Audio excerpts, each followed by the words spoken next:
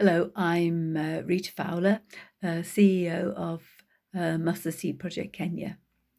Um, we're a small UK registered charity working in urban Mombasa. We have a school for 300 children in classes of 25 to 30, and we've got the entire age range from 3 to 14 years. The charity started after we visited an informal school in Mgongeni, Kenya in 2009. It had no resources and was being run by young unqualified teachers, and we decided we wanted to help. Anyway, three months later, we went back to Mgongeni on a fact-finding mission, and we realised that the problems were far more complex than we'd first imagined. And then we set up the primary school with just 17 poor children in two small rented rooms in another school. Because we found out that so-called free primary education is only available if you can afford private pre-primary education, uniform, shoes, books, stationery and exams, and then the class sizes are between 80 and 100 children. Our school has grown by 25 children each year. We moved premises twice before settling in a larger rented building. And when it became too small, we searched for a plot of land so that we could build our own school. Building was started in 2014 and completed in January 2021 as we raised the money.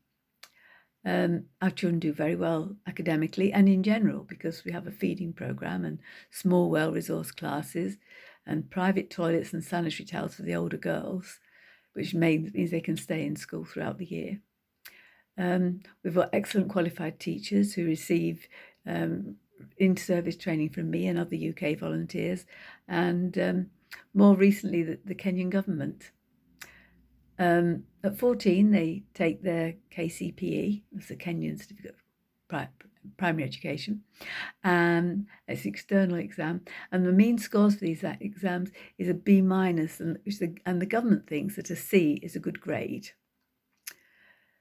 Sadly, the supposedly free secondary education works out at about £19 a month, which means that some of our children who have done really well with their primary education just cannot progress. We've done lots of other things, trained women to help them set up businesses and provided health training. We set up adult education classes and further training for youth. But at the moment, things are very difficult in Kenya because of inflation and food shortages caused by the war in Ukraine and the drought in East Africa. Is making our essential food feeding programme more and more expensive. It costs just £10 a month to feed a child. Not much for breakfast and a balanced meal at lunchtime, but when you multiply it by the number of children we have, yeah, it's a lot.